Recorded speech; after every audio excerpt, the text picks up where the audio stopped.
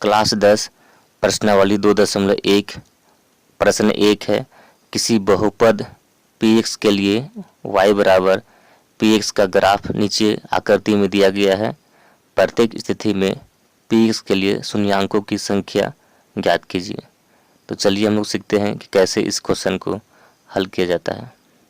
और मेरे चैनल पर पहली बार आए हो तो चैनल को सब्सक्राइब करें और घंटी को दबाएं ताकि मेरा वीडियो आपको सबसे पहले मिले।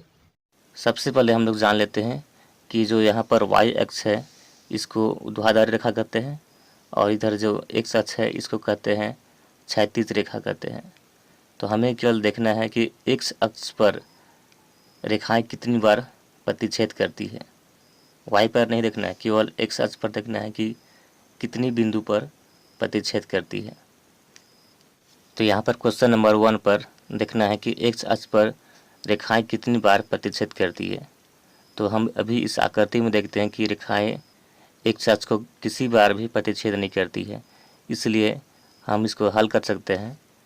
शून्यांक की संख्या 0 है क्योंकि ग्राफ x अक्ष को किसी भी बिंदु पर प्रतिच्छेद नहीं करती है।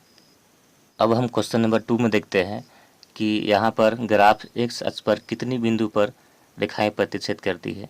तो यहाँ पर देखते हैं तो क्या यहाँ पर एक ही बिंदु पर प्रतिच्छेद करती है, इसलिए हम इसको उत्तर में लिख सकते हैं कि शून्यांक की संख्या 1 है क्योंकि ग्राफ x अक्ष पर एक ही बिंदु पर प्रतिच्छेद करती है।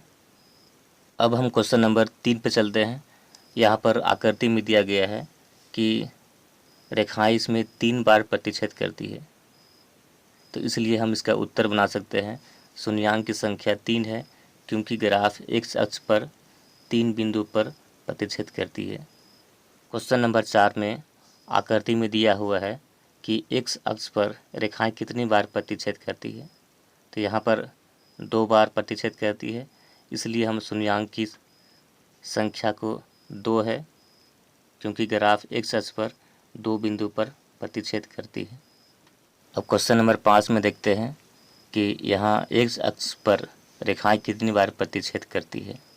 तो यहाँ पर 1 2 3 4 यहाँ पर 4 बार प्रतिच्छेद करती है, इसलिए इसका हम उत्तर लिख सकते हैं कि शून्यांक की संख्या 4 है क्योंकि ग्राफ x अक्ष पर 4 बिंदु पर प्रतिच्छेद करती है।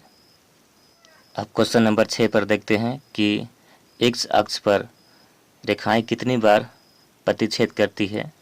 तो यहाँ पर दिख रहा है, यहाँ पर 1 हो गया, यहाँ पर क्रॉस ने किया यानी कि इसको स्पर्श किया और पुनः लौट गया है, इसलिए यहाँ पर 1 2 और यहाँ पर भी स्पर्श किया और लौट गया है, इसलिए यहाँ पर हो गया 3 हो गया, यानी कि 1 2 3।